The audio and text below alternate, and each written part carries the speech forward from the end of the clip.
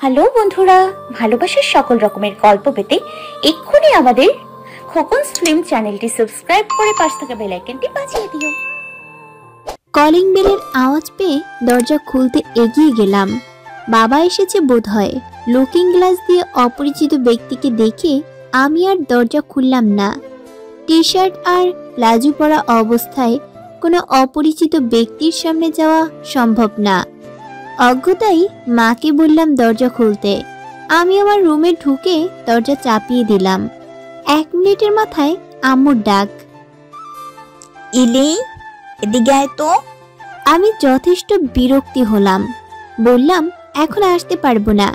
তারপরও যখন মা আবার ডাকলো তখন একরাশ বিরক্তি নিয়ে যাওয়ার জন্য পা বাড়ালাম।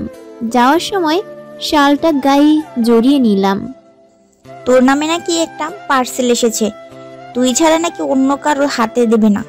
দেখ তো কি বলে। আমি যথেষ্ট অবাক হলাম। আমার নামে কে কি পার্সেল করবে? কুরিয়ার সার্ভিসের ছোকরাটা এবার বলল, আপনি কি ইলিয়ানা রহমান? আমি বললাম, জি আমি ইলিয়ানা রহমান। আপনার একটা পার্সেল ছিল, কাইন্ডলি এখানে একটা সই করে দিন। কথা না বাড়িয়ে সইটা করে দিলাম। পার্সেলটা নিয়ে দরজা বন্ধ করে দিলাম। রুমের দিকে পা বাড়ালাম। আম্মু আর ছোট বোনও পিছন পিছন আসলো। তারাও যথেষ্ট অবাক। রুমে এসে পার্সেলের প্যাকেটটা খুললাম। খুলে মোটামুটি ভালো ধরনের চমক খেলাম।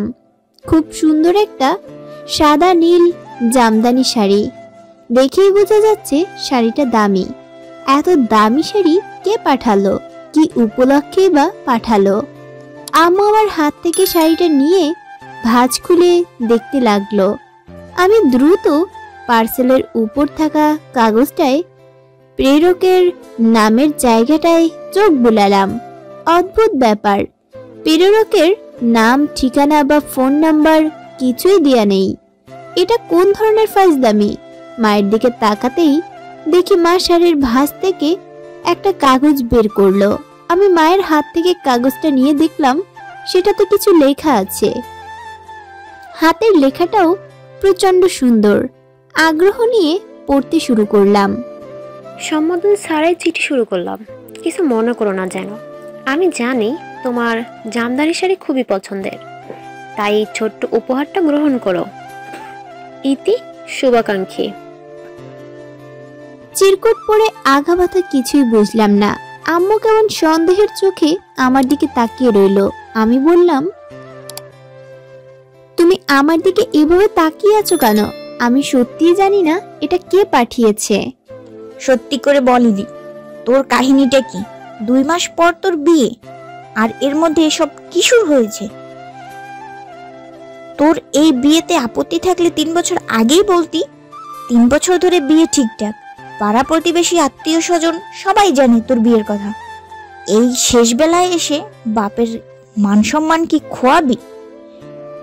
আম্মু বিশ্বাস করো, আমি সত্যি কিছু জানি না। তারপরও আমি জানার চেষ্টা করছি। প্লিজ তুমি শান্ত হও। বাবাকে আগেই কিছু বলার দরকার নেই। আম্মুকে রুম থেকে বের করে দরজা লাগিয়ে দিলাম। চিন্তা করতে লাগলাম কে পাঠাতে পারে। রবি পাঠিয়েছে কি? না, রবি এসব শাড়িটাই কিনতে পারে নাকি? আর কিনলেও এত নাটক করে দেওয়ার মানুষ সে না। সরাসরি বাসায় এসেই দিতে পারতো, যেহেতু 2 মাস পর বিয়ে। তাছাড়া 3 বছর ধরে চেনা জানা, প্রায় তো বাসায় আসে, বাসাতেই তো দিতে পারতো। রবি না। তারপরও ওকে জিজ্ঞেস করা দরকার। ডিরেক্টলি তো জিজ্ঞেস করা যাবে না। যে সন্দেহপ্রবণ ছেলে উল্টা আমাকেই বকাবকি শুরু করবে। 7-5 ভেবে রবিকে ফোন দিলাম। ঘুরিয়ে পেঁচিয়ে শাড়ি প্রসঙ্গ আনলাম। প্রকৌশলে জিজ্ঞেসও করলাম অনেক কিছু। যা বুঝলাম তা হলো শাড়ির ব্যাপারটা সে নাই। ফোন রেখে দিলাম। আম্মু সন্ধ্যার নাস্তা হিসেবে পিঠা খাওয়ার জন্য ডাক দিল। পিঠা খেতে গেলাম। যথারীতি রাতের খাবারও খেয়ে ঘুমাতেও গেলাম। শাড়ির ব্যাপারটা কিছু সময়ের জন্য মাথা থেকে বেরিয়ে গেল। 3 দিন পর আবারও একটা পার্সেল আসলো। এবারও আগের বরাবরের মতো পার্সেলের উপর কোনো ঠিকানা নেই।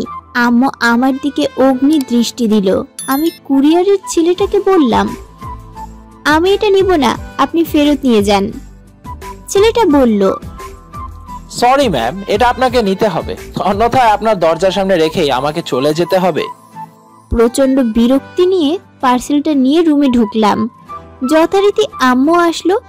এবারের পার্সেলের বক্সটা বড় ধরনের, কিন্তু সাইজ অনুযায়ী ভারী না। বক্সটা খোলা শুরু করলাম, খুলে তো অবাক, অনেকগুলো অর্কিড ফুল ভেতরে, সাথে কালো গোলাপ। দুইটাই আমার ভীষণ পছন্দের ফুল, অথচ আমাদের দেশে এই দুটো ফুল খুব একটা পাওয়া যায় না, বিশেষত কালো গোলাপ তো অসম্ভব।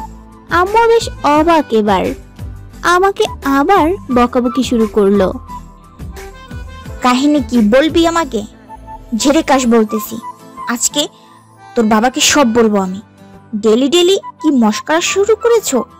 আজব তো। আম্মু, আমি নিজেই বুঝতেছি না কিছু, তার উপর তুমিও যদি এমন শুরু করো, আমি কই যাব তাহলে? এই ফুলের আবর্জনা আমি আমার বাসায় রাখতে দেব না, এক্ষুনি এগুলো ডাস্টবিনে যাবে। আর ধুর আম্মু, আমার সবচেয়ে প্রিয় ফুল, সাজিয়ে রাখি না প্লিজ, কোনো ক্ষতি তো হচ্ছে না। তোর যা খুশি কর, আজকে তোর বাবা আসুক, তারপর দেখতেছি আমি। বলতে বলতে আম্মু গটগট করে চলে গেল। এবারের গিফটের সাথেও ছোট্ট একটা চিরকুট আবিষ্কার করলাম, সেখানে লেখা, আরো অনেক সারপ্রাইজ আছে প্রিয়, অপেক্ষা করুন, ইতি শুভাকাঙ্ক্ষী। আমার এবার রীতিমতো অস্বস্তি লাগা শুরু করলো। এলাকার বখাটে ফাউল ছেলেগুলো নয় তো, হুদাই আমার পিছনে ওদের টাকা নষ্ট করার তো না। এ কেমন রহস্য? এভাবে ডেইলি ডেইলি পার্সেল আসলে সেটা রবির কানে যেতেও সময় লাগবে না। আরও ও যে টাইপের ছেলে আমাকে প্রশ্ন করে করে পাগল করে ফেলবে। উফ, আজব ঝামেলায় ফাঁসলাম তো। চিন্তা করতে করতে ফেসবুকে ঢুকলাম, বেস্ট ফ্রেন্ড জেনিকে নক করলাম। নক করে কাহিনী বললাম। জেনি বলল, মেবি তোকে আগে যারা পছন্দ করতো তাদের কেউ হবে। আমি বললাম, সেটা হওয়ার কথা না, কারণ রবির সাথে আমার বিয়ের কথা তো সবাই জানে। সুতরাং গত 3 বছর ধরে তেমন কোনো ছেলে আমার সাথে কথাই বলেনি। আর স্কুল লাইফে যারা পছন্দ করত তারা তো আমার কথা ভুলেই গেছে। জেনি বলল, অপেক্ষা কর, দেখতে থাক কি হয়, আমাকে আপডেট জানাস। আমি বললাম ওকে। তারপর 4 দিন কোনো পার্সেল আসেনি, ভাবলাম বাঁচা গেল তবে। কিন্তু আমার আশায় জল ঢেলে পরদিনই আবার পার্সেল হাজির। ছোট্ট এবারের পার্সেলের সাইজটা, ভাবলাম এবার একটা হ্যাস্ত ন্যাস্ত করেই ছাড়বো। কুরিয়ার ছোকরাটাকে শক্ত করে ধরলাম।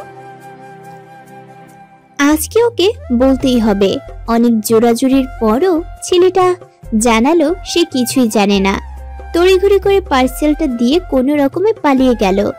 আজকেও সইও নিল না। এই ছেলেটাকে আমার গোড়া থেকে সন্দেহ হচ্ছে। এর চেহারা, কথাবার্তা কোনোটাই ডেলিভারি বয়দের মতো না। কুরিয়ারের অফিসে গিয়ে একটু খোঁজ খবর নিতে হবে। আম্মু আজ বাসায় নেই, সুতরাং ধীরে সুস্থে পার্সেল খোলা যাবে। আগে গোসলটা সেরে আসি। গোসলের পর খেয়ে টিভি দেখলাম। কেমনে কেমনে যেন পার্সেলটার কথা ভুলে গেলাম। সন্ধ্যায় মনে পড়তেই দৌড়ে রুমে গেলাম। খাটের এক কোণে পড়েছিল। বক্সটা খুলেও বড়সড় চমক খেলাম। ছোট্ট পার্সেল বক্সটা খুলে দেখি একটা ব্লু ডায়মন্ড রিং, এবং ডায়মন্ডের সাইজ মোটামুটি ভালো আকারের। এরকম প্রমাণ সাইজের হিরে বসানো একটা আংটির দাম ধারণা করলে লাখ 2 টাকার কথা। হালকা নীল রঙের হীরক পাথরটা থেকে যেন নীল রোশনি বের হচ্ছে। আমি ধপ করে বসে পড়লাম বিছানায়।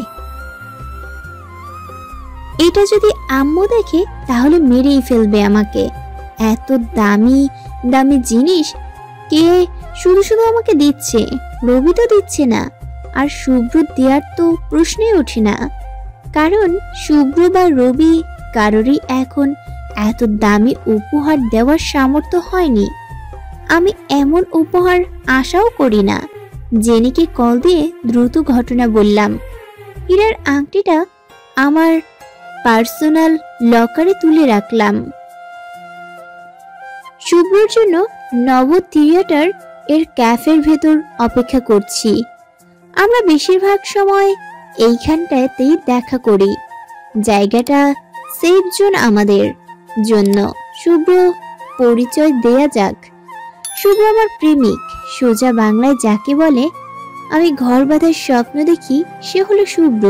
রবির সাথে বাসা থেকে 3 বছর আগে বিয়ে ঠিক হলেও 1 বছরের মাথায় আমি শুভ্রর প্রেমে পড়ি।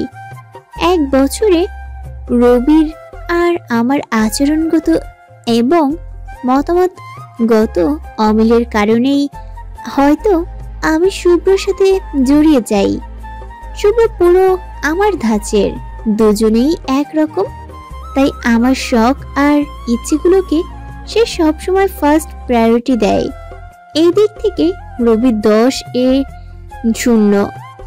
আমার অনিচ্ছা ইচ্ছা চেয়ে তার কাছে যেটা ভালো মনে হবে সেটাই শ্রেয়। রবির সাথে পুরো ব্যাপারটাই শুভ্র জানে। বিয়ের নিশ্চিত জেনেও ছেলেটার সম্পর্কটাকে সামনের দিকে টেনে নিয়েছে। এই যে 2 মাস পর বিয়ে আমার আর রবির, তবুও শুভ্রের ধারণা বিয়েটা আমার শুভ্রের সাথেই হবে। শুধুমাত্র এক বুক বিশ্বাস নিয়ে আমরা এগিয়ে যাচ্ছি। সামনেরটা না হয় সামনেই দেখা যাবে। সিঁড়িতে চোখ পড়তেই দেখি শুভ্র আসছে। আজকেও একটা সাদা শার্ট পরেছে। আমার ধারণা ছিল সাদা রং শ্যামলা মানুষদের মানায় না। শুভ্রকে দেখে আজ আমার সেই ভুল ভাঙলো। শুভ্রকে দেখে মনে হচ্ছে কোনো দেবদূত হাসি হাসি মুখে আমার দিকে এগিয়ে আসছে। আমি মুগ্ধ চোখে তাকিয়ে রইলাম আর স্রষ্টার কাছে প্রার্থনা করলাম, এই ছেলেটাকে আমার করে দাও আল্লাহ, প্লিজ আমার করে দাও। শুভ্র এসেই পাশের চেয়ারটায় বসলো বরাবরের মতো। আজও এসেই বলল, মিষ্টি মেয়েটা, এত মিষ্টি কেন তুমি? ভালোবাসি। আমি ছোট্ট করে একটা হাসি দিলাম। গত কয়েকদিনের ঘটনাগুলো শুভ্রকে ফোনে ছোট করে বলেছিলাম, এখন ডিটেলসে বলার জন্যই দেখা করা। শুভ্র ব্যাপারটা কিছু বুঝতে পারছো? এই পার্সেলের যন্ত্রণায় তো পাগল হয়ে যাব। এর উপর গতকাল যা দিয়েছে, আম্মু যদি জানে কিয়ামত করে ফেলবে বাসায়। আহা ইলি, তোমার তো পুরোই রাজকপাল। বিয়ের আগে দিয়েই অচেনা ছেলেরা তোমায় গিফট পাঠায়। আহ, কেন যে আজ মেয়ে হলাম না। ফাজলামি করবে না তো প্লিজ। দাঁত কালানো বন্ধ করো। তুমি ব্যাপারটার সিরিয়াসনেস বুঝতে পারছো না আজও? আচ্ছা বাবাই, সরি, ভুল হয়ে গেছে, আর হবে না। বল এবার। এই পার্সেল যন্ত্রণা থেকে মুক্তি চাচ্ছি, বুদ্ধি দাও। তোমার মাথায় না এত এত বুদ্ধি, এখন আমাকে উদ্ধার করো। আমার মনে হয় আমাদের আরেকটু দেখা উচিত ইলি। আরো কিছুদিন দেখি আমরা, কি বল? তোমার যা ভালো মনে হয়। এরপর আমরা টুকটাক গল্প করে খেয়ে যে যার বাসায় গেলাম। বাসায় ফিরে দেখলাম আম্মু বাসায় নেই। কল দিলাম, আম্মু জানালো নানুর বাসায় গিয়েছে, ফিরতে রাত হবে। ভাবলাম ল্যাপটপে মুভি দেখে ফেলি একটা। এক পেটি আচার নিয়ে বসেছি, আচার খাচ্ছি আর Old Man and the Sea মুভিটা দেখছি। কলিং বেলের আওয়াজ পেয়ে দরজার কাছে গেলাম। গিয়ে লুকিং গ্লাসে তাকিয়ে দেখি কেউ নেই। তাহলে নিচে কেউ আসছে? ব্যালকনি দিয়ে তাকিয়ে দেখলাম কেউ নেই। আবার দরজার কাছে গিয়ে দরজা খুললাম। খুলেই দেখি একটা বক্স। এবার ডেলিভারি ছেলেটা বক্স দিয়েই পালিয়েছে। বক্স নিয়ে ভিতরে ঢুকবো এমন সময় দেখি আম্মুও চলে আসছে। বক্স দেখেই আম্মু রেগে গেল। আমি বললাম, তোমার না রাতে আসার কথা, এখন আসছো যে?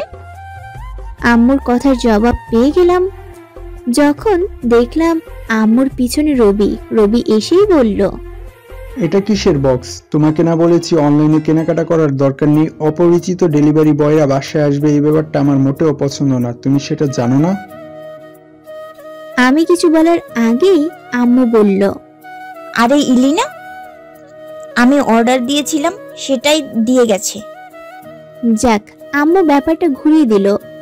বক্স নিয়ে ঘরে ঢুকলাম। এত হালকা বক্স, মনে হচ্ছে কিছুই না। আম্মু রবিকে চা দেওয়ার ফাঁকে আমি বক্সটা খুলে ফেলি। খুলে দেখি এক কোণে একটা কাগজ ছাড়া আর কিছুই নেই। কাগজটা হাতে নেওয়ার সাথে সাথে আম্মু রুমে আসলো। দুজনে মিলে ভেতরের লেখাটা পড়তে শুরু করলাম। প্রিয়, জানি ভালো আছো। আজ আর কোনো উপহার পাঠিয়ে চমকালাম না, খালি বাক্সটা দিয়ে চমকে দিলাম। তোমাকে একটা কথা বলি, ভালো করে শোনো। 2 মাস পরে তোমার রবির সাথে বিয়ে। এই বিয়েটা তুমি করবে না, তুমি নিজে এই বিয়েটা ভেঙে দেবে। যদি নিজে না ভাঙো তাহলে আমাকে কিছু করতে হবে। ইতি শুভাকাঙ্ক্ষী। এবার আর আম্মু আমাকে বকলো না। আম্মু যথেষ্ট ভয় পেল, সাথে সাথে আমিও। এ কেমন ধরনের আবদার?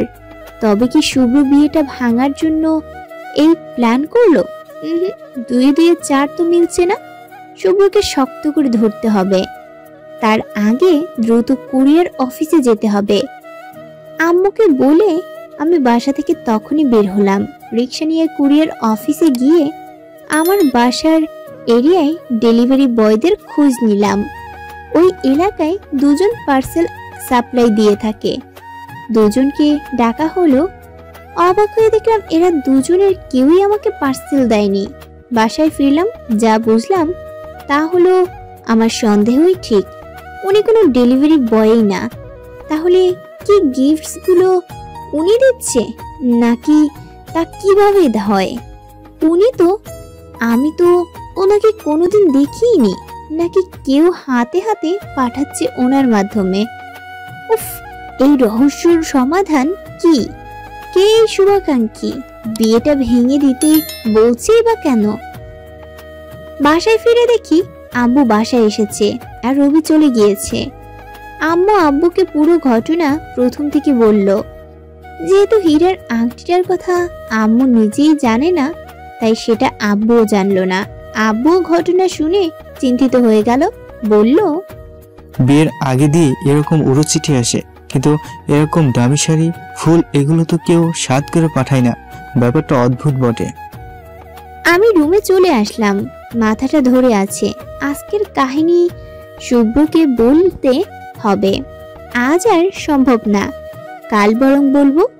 পেইন কিলার খেয়ে ঘুমিয়ে পড়লাম সন্ধ্যাবেলাতেই। পরদিন শুভকে বলতেই শুভ বলল, বাহ, দারুণ তো। তোমাদের বিয়েটা ভাঙতে আল্লাহ মেবি ফেরেশতা পাঠিয়েছে। ওহ, থ্যাঙ্কস আল্লাহ। বলেই হাসতে শুরু করলো। এই ছেলেটাও না শুভ্রকে বিদায় দিয়ে বাসায় ফেরার পথে হঠাৎ এক পিচ্চি টোকাই পিছন থেকে ওড়না টান দিল। পিছে ফিরতেই আমার হাতে একটা নীল চিরকুট দিয়ে দৌড়ে পালালো। চিরকুট খুলে দেখলাম সেই পুরনো হাতের লেখা। চিরকুটের লেখা পড়ে আমার পুরো শরীর অবশ হয়ে গেল। এ তো রীতিমতো হুমকি দেওয়ার চিরকুট। ভয়ে ফুটপাতে বসে পড়লাম। চিরকুটে লেখা, মিস ইলিয়ানা, বিয়ে ভাঙার ব্যাপারটা নিশ্চয়ই ভুলে যাননি। যাতে ভুলে না যান সেজন্য একটু মনে করিয়ে দিলাম। আপনি নিজেই যদি কিছু না করেন তাহলে আমাকে কিছু করতে হবে। আর আমি যেটা করব সেটা নিশ্চয়ই খুব একটা আনন্দদায়ক হবে না। আপনার কোনো ক্ষতি করব না আমি।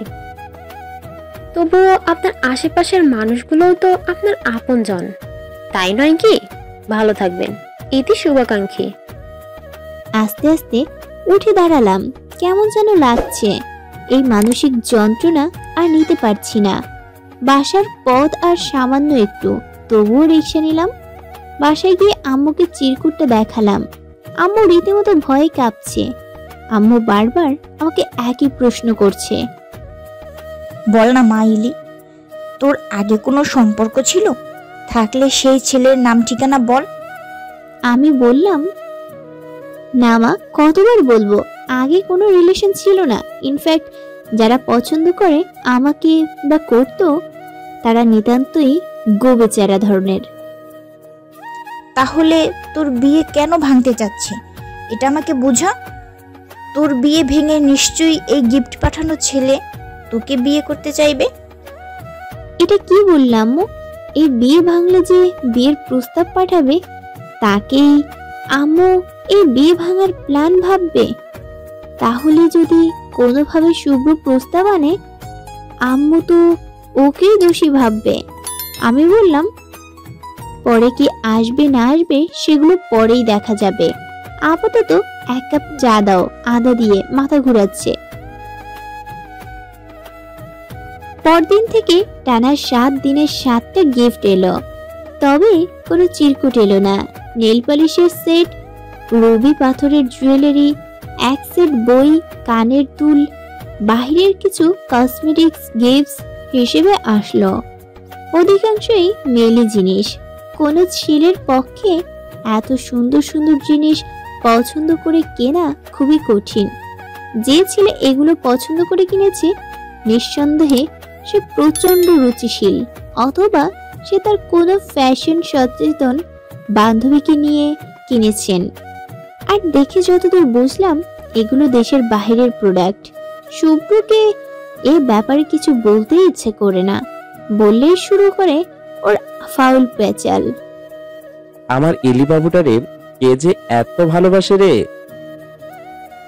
আমি রাগ করি ওর এই কথাগুলো শুনলে, আবার ওর পাগলামির জন্য রাগ ধরেও রাখতে পারি না। ছেলেটা এত সরল আর ভালো। ঘুম থেকে উঠতেই জেনির ফোন রিসিভ করতে ওই পাশ থেকে জেনির কণ্ঠস্বর। কি রে বোন, খোঁজ খবর নাও না ইদানিং। আর তোমার পার্সেল প্রেমিকের কি খবর? তুই মজা নিস না, সকাল সকাল ফোন দিছিস কেন সেটা বল। বাসায় আয় না দোস্ত প্লিজ, একা বোর হচ্ছি। আম্মু বাসায় নাই, কাজিন আসছে, কাজিনটা নিয়ে বাইরে গেছে। এখনই আসা লাগবে? বিকালে আসি। আরে না না, বিকালে না, তখন তো আম্মু কাজিন সবাই চলে আসবে। হ্যাঁ আসুক, কি প্রবলেম? আন্টির সাথেও দেখা হলো। না না, তুই আসলে এখন আয়, না হলে আসা লাগবে না। হ্যাঁ বলেই ফোনটা খট করে রেখে দিল। এমন ব্যবহারের আগা মাথা বুঝলাম না। ফ্রেশ হয়ে জেনির বাসার উদ্দেশ্যে বের হলাম। ওর বাসায় পৌঁছে আম্মুকে ফোন করে জানালাম অনেকদিন পর দেখা হয়, খুব মজা করলাম। অনেকক্ষণ আড্ডা দিলাম। দুজনে রান্নাঘরে ঢুকে ইউটিউব দেখে দেখে রান্না বান্নার চেষ্টা করলাম। চিকেন ফ্রাই বানাতে গিয়ে হাত পোড়ালাম, তবুও মজা তো হলো। কোনো একটা পানির ট্যাপ থেকে তীর তীর করে পানি পড়ছে, খুবই বিরক্তিকর আওয়াজ। জেনি ওর বফের সাথে কথা বলছে, তাই আমি এই পানির ট্যাপটা বন্ধ করার জন্য উঠলাম। জেনির দক্ষিণ দিকে রুমের ওয়াশরুম থেকে পানির আওয়াজটা আসছে। আমি সেখানে গেলাম এবং পানির কল বন্ধ করলাম। রুম থেকে বের হওয়ার সময় আমার চোখে পড়ল রুমের স্টাডি টেবিলে একটা দাগটানা খাতায় কিছু জিনিসের লিস্ট করা বোধ হয়। খাতাটা হাতে নিতেই দেখলাম এই হাতের লেখা আমার পরিচিত। আরে এইটা তো আমার কাছে আসা চিরকুটের হাতের লেখার মতো। লেখার মতো কি বলছি, দুটো লেখা একজনেরই, সেটা কানার ভাই অন্ধ বলে দিতে পারবে। কিন্তু এইটা জেনির ভাষায় কেন? আর আমি তো জেনির হাতের লেখা চিনি, এটা তো ওর হাতের লেখা না। নাকি ব্যাপারটা কাকতালীয়? হয়তো একই রকম হাতের লেখা দুজন মানুষের। হয়তো এটা আন্টির হাতের লেখা। জেনির ডাকে চিন্তার জগৎ থেকে বের হলাম, খাতাটা টেবিলে রেখে বেরিয়ে এলাম। আরো 4 দিন কেটে গেল, কোনো গিফট বা চিরকুট আসেনি। একটু রিল্যাক্স মুডেই ছিলাম। ফেসবুকে সময় কাটাচ্ছিলাম। মেসেঞ্জারের উপরে চোখ পড়লো, দেখলাম একটি নতুন বার্তা এসেছে। ক্লিক করতেই দেখলাম ফেসবুক ইউজার থেকে মেসেজ এসেছে, অর্থাৎ মেসেজ পাঠিয়েছে আমাকে ব্লক মারা হয়েছে। মেসেজ দেখে আমার মাথায় হাত। আপনাকে অনেক সময় দিয়েছি, তবু আপনি সময়টা কাজে লাগাননি। এবার যা করার আমি করব, পারলে আমাকে আটকে দেখান। আপনি কোনো দিনও রোবলের হবেন না। শুভাকাঙ্ক্ষী। কি করতে যাচ্ছেন এই শুভাকাঙ্ক্ষী? কার ক্ষতি করবে, রবির নাকি শুভ্রর? কিন্তু আমার আর শুভ্র সম্পর্কের কথা তো কেউ জানে না। তবে কি রবির ক্ষতি করবে? করলেও সেটা কি হতে পারে? আম্মু রুমে এসে জানালো রবির আম্মু বাসায় আসবে কাল। আমি অবাক হলাম। সাধারণত আন্টি আমাদের বাসায় আসেন না। হঠাৎ এমন কি হলো যে আন্টি বাসায় আসবে? পরদিন আন্টি বাসায় এলেন। আমি দরজা খুলেছিলাম, আন্টিকে সালাম দিলাম। দেখলাম আন্টির মুখটা কেমন যেন শুকিয়ে আছে। কোনো কারণে তিনি নিশ্চয়ই দুশ্চিন্তাগ্রস্ত, তা ওনার মুখ দেখলে স্পষ্টভাবে বোঝা যাচ্ছে। আমি বললাম, আন্টি আপনার শরীর ঠিক আছে? এমন লাগছে কেন আপনাকে? আমি ঠিক আছি ইলিয়ানা। শোনো মা, তোমার সাথে আমার একটু কথা আছে। আগে তোমাকে বলি, তারপর তোমার বাবা মাকে না হয় বলা যাবে। আগে ব্যাপারটা ক্লিয়ার হওয়া দরকার। জি আন্টি বলেন। দেখো ইলিয়ানা, আমি সরাসরি বলছি, আমি জানি না 3 বছর পর এ ধরনের কথা বলা ঠিক কিনা। আমার সব শুনে তুমি বলবে আমাকে আমার কি করণীয়। আমি অবাক হলাম। শুভ্রের কথা জেনে গেল নাকি? চাপা কৌতূহল নিয়ে জানতে চাইলাম কি হয়েছে। আন্টি বলল, তোমার আর রবের বিয়েটা হওয়া ঠিক হবে না। আমি জানি না তোমার বাসায় কিভাবে নেবে ব্যাপারটা, কিন্তু মা হয়ে ছেলের বিপদ জেনেও তো চুপ করে থাকতে পারি না। আর পুরোটা শুনলে তুমি নিজেও এ বিয়ে করতে চাইবে না। কি হয়েছে আন্টি, খুলে বলুন। দেখো ইলিয়ানা, তুমি নিশ্চয় চাও না আমার ছেলেটা বিপদে পড়ুক শুধুমাত্র তোমাকে বিয়ে করে। আমি জানি তুমি চাও না, কারণ তুমি রবিকে ভালোবাসো।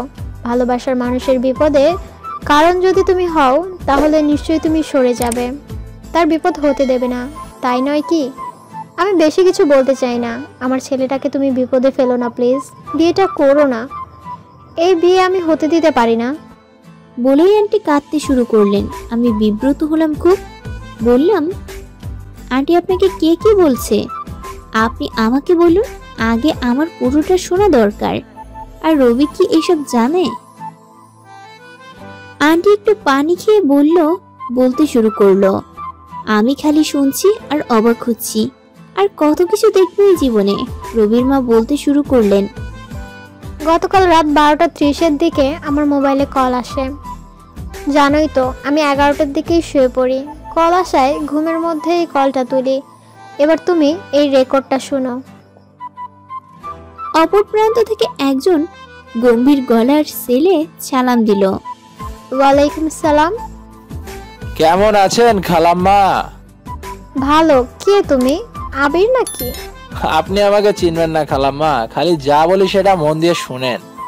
রবি তো আপনার ছেলে, তাই না? হ্যাঁ, এই রাত বিরেতে এই কথা জিজ্ঞেস করার জন্য ফোন দিয়েছো তুমি? কেমন ছেলে তুমি? আমি কেমন ছেলে সেটা না হয় পরে বিচার করবেন, এখন আমার কথা শুনুন। সামনের মাসে ছেলের বিয়ে দিবেন, তাই না? কবির রহমানের মেয়ের সাথেই তো বিয়ে, তাই না? কান খুলে শুনুন, ইলিয়ানার সাথে রবির বিয়ে হবে না। মানেটা কি? তুমি কে যে তোমার কথা আমি শুনবো? এখন নিশ্চয়ই বলবে ইলিয়ানা ভালো মেয়ে না, হ্যান ত্যান। কোনো লাভ নেই। আমি ইলিকে অনেকদিন ধরে চিনি, ও খুবই ভালো মেয়ে। সুতরাং আমাদের ছেলে মেয়েদের বিয়ে আমরা ভালো বুঝবো। আল্লাহ হাফেজ।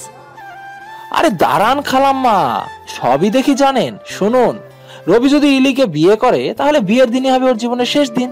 আপনার একমাত্র ছেলে রবি, একে ইলি গেলে তো বহুত ইলি আসবে, কিন্তু আপনার রবিকে যদি ওপারে পাঠিয়ে দেই, ভেবে দেখবেন ব্যাপারটা।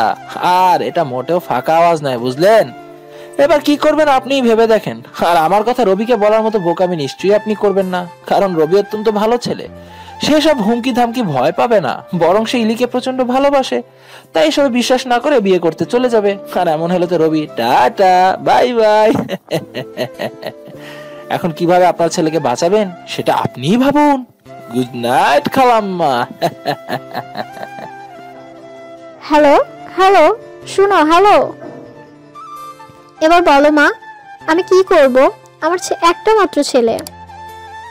আমি সব শুনে শান্ত হয়ে বসেছিলাম। আন্টির কথায় সম্বিত ফিরে পেলাম।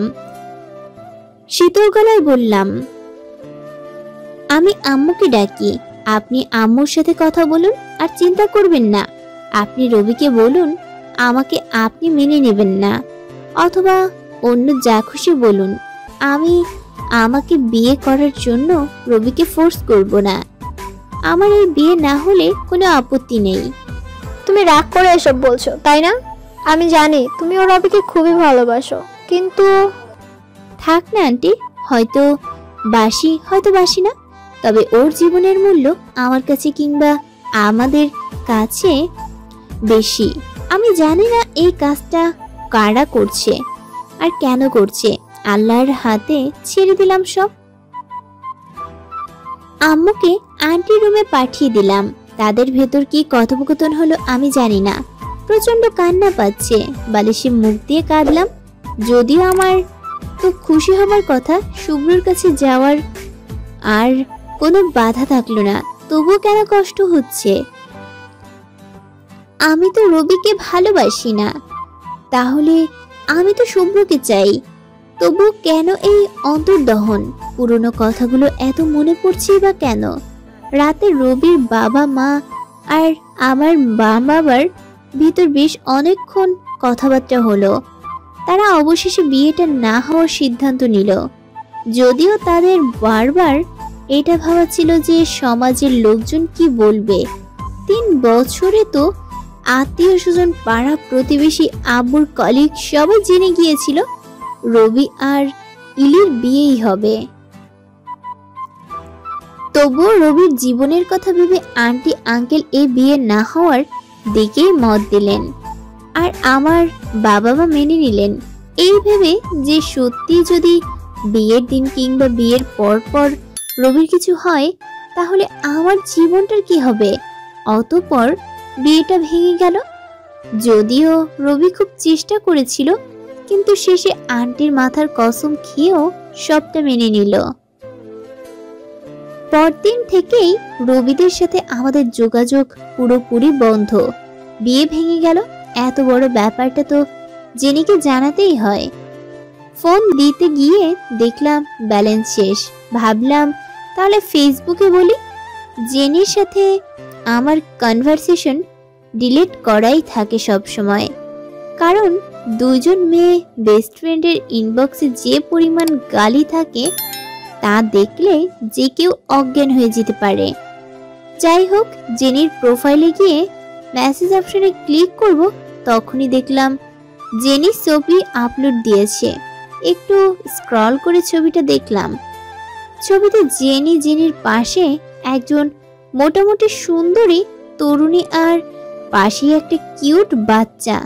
বাচ্চাটার চেহারাই বলে দেয় সে ওই তরুণীর বাচ্চা। উপরে ক্যাপশনে দেখলাম quality time spend with cousin. বুঝলাম মেয়েটা জেনির কাজিন। মেয়েটার প্রোফাইল ট্যাগ করা ছিল।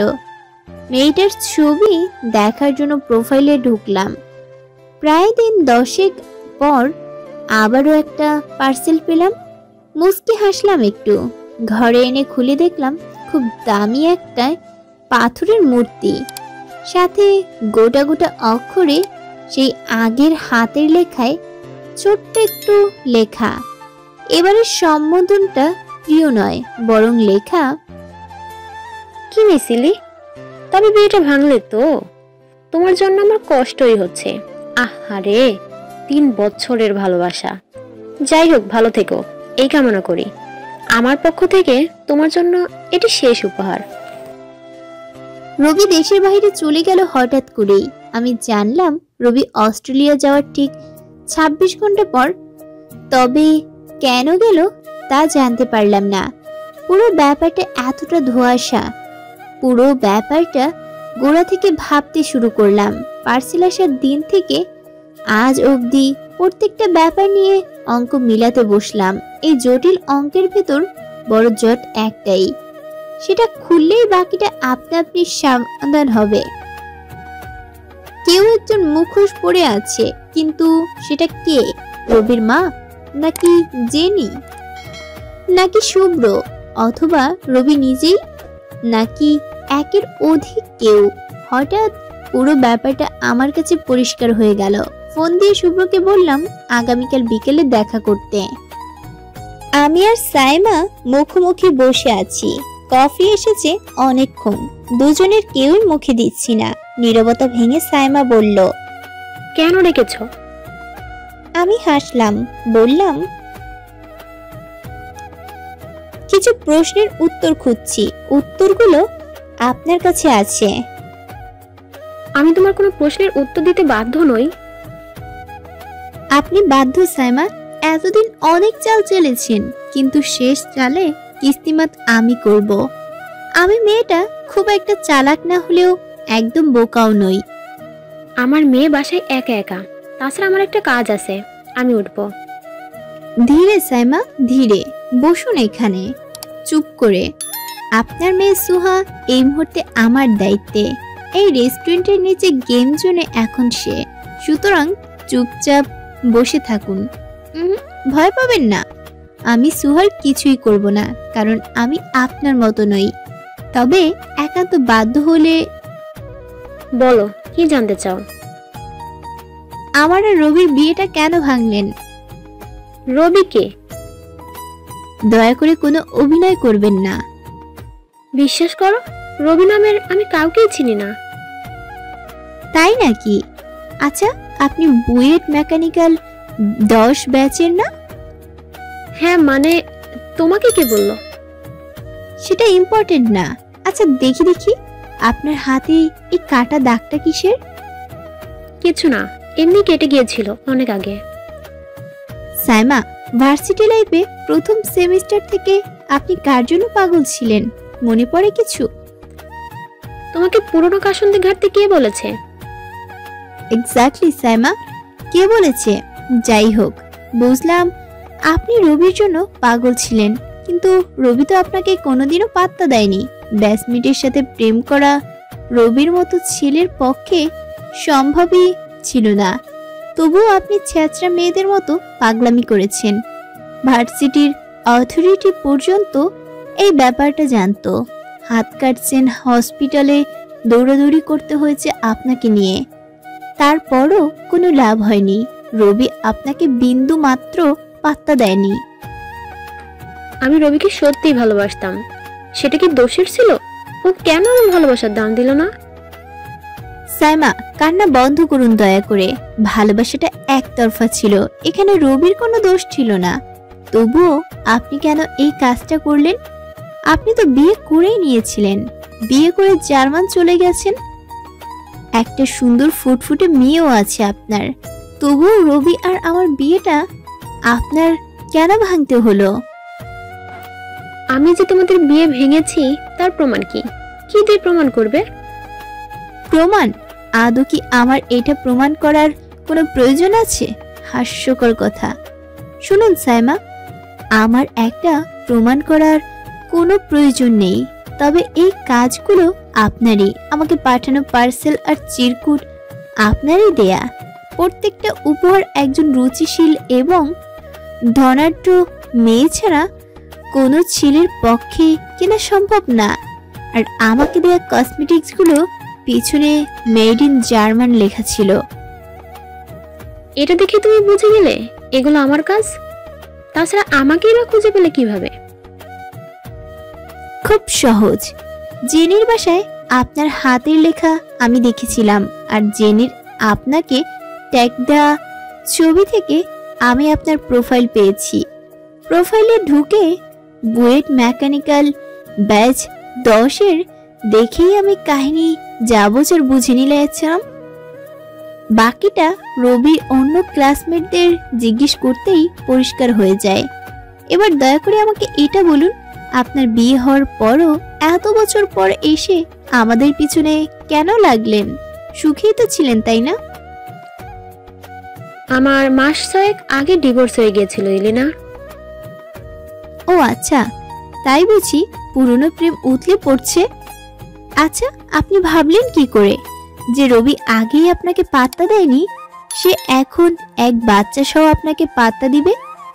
আপনি যে এমন আকাশ কুসুম চিন্তা করে কাজ করার মেয়ে না, তা আমি খুব ভালো করেই জানি।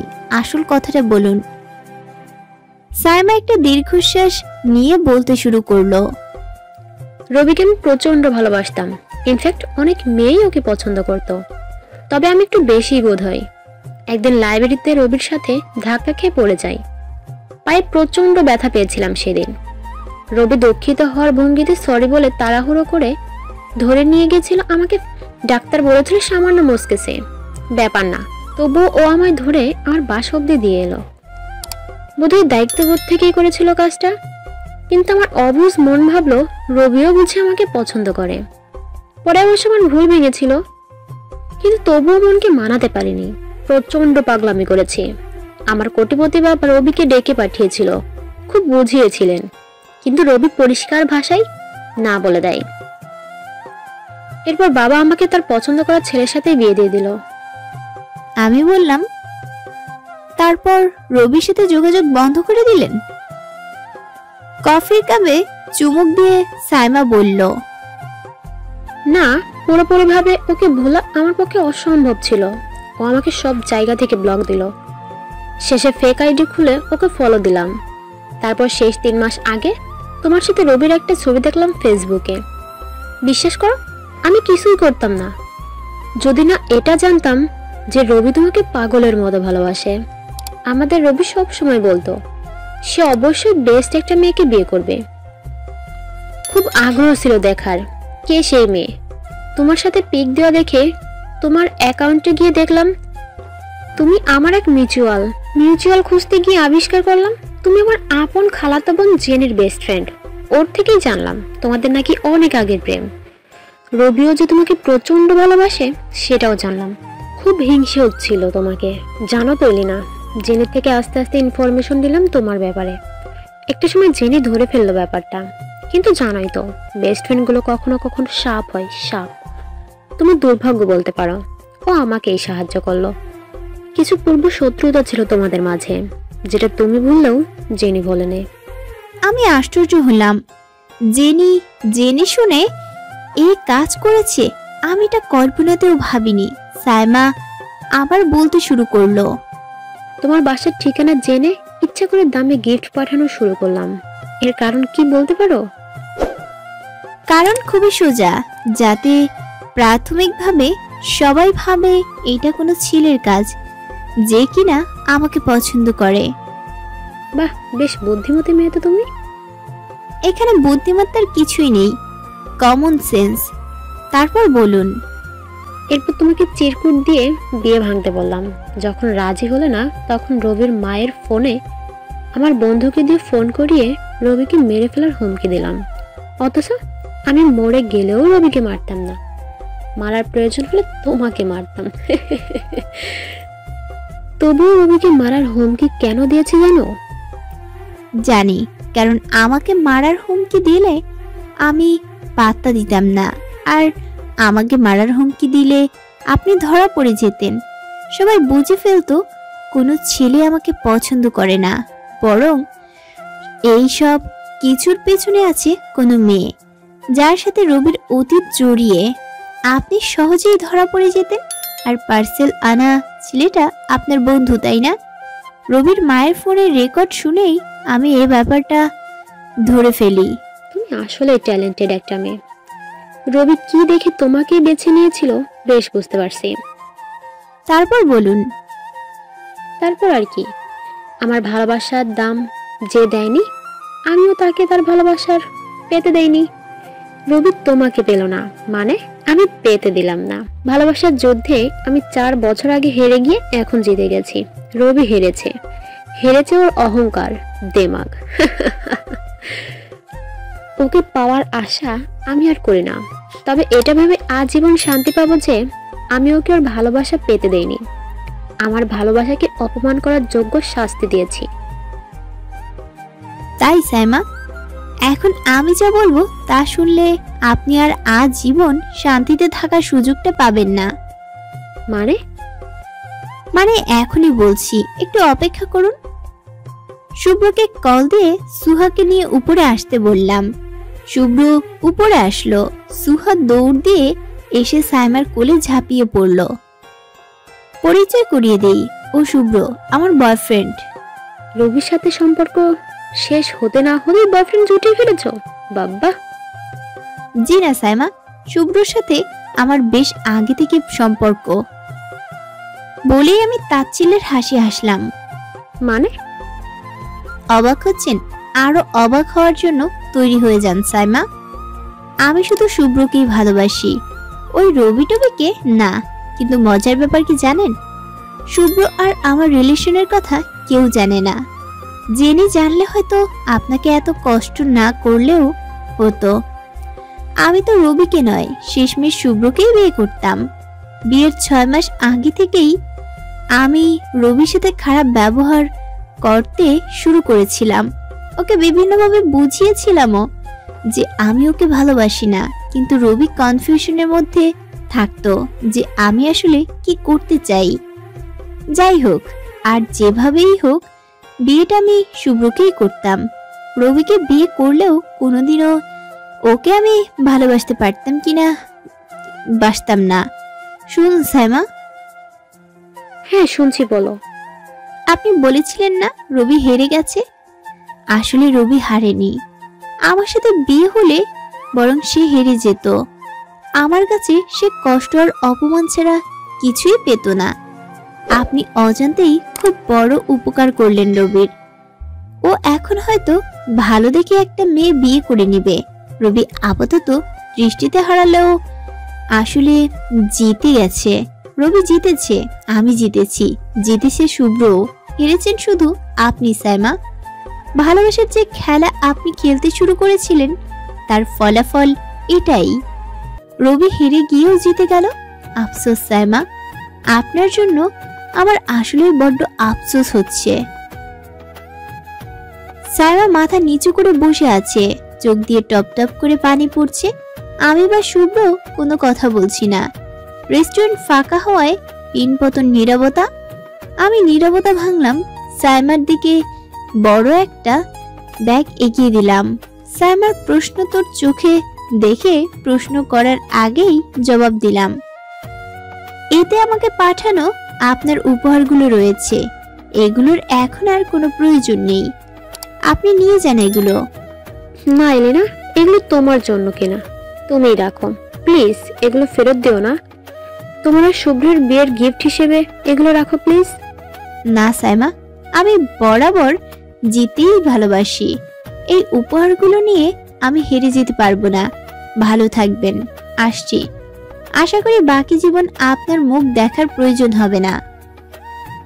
সকাল 11টার দিকে আকাশ ঝকঝকে রোদ থাকার কথা, কিন্তু জুনের শেষ দিকে হয় আকাশে মোটেও রোদ নেই, বরং আকাশ ছুঁয়ে আছে ধূসর মেঘে।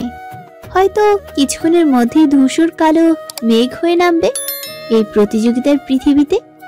এমন পৃথিবী যেখানে প্রতিনিয়ত প্রতি বিষয়ে চলে প্রতিযোগিতা, সেটা হোক জীবনের ক্ষেত্রে, পড়ালেখার ক্ষেত্রে কিংবা ভালোবাসার ক্ষেত্রে। বৃষ্টি নেমে গেছে। পানির ফোঁটাগুলোকে দেখলে মনে হবে তারা একজন আরেকজনের প্রতিযোগী, যেন কি আঁকি নামতে পারে মাটির বুকে। শুভ্র আমার হাত ধরে টেনে একটা দোকানের ছাউনিতে নিয়ে গেল।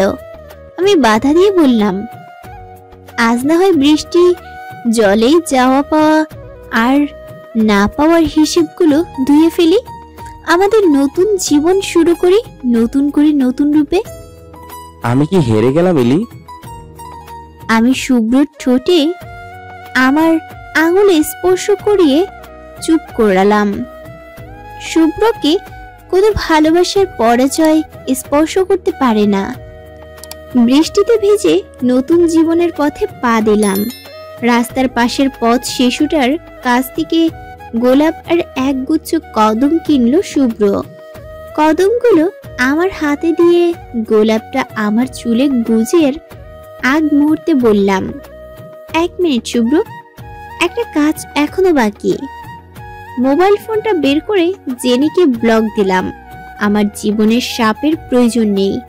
রবির জন্য অজান্তেই 2 ফোঁটা চোখের জল ফেললাম। বৃষ্টি এসে সেই লবণাক্ত বিষাদময় চোখের জল নিজের সাথে মিশিয়ে নিল। শুভ্রর দেয়া পঞ্চম গোলাপটা আমার চুলে শোভা পাচ্ছে।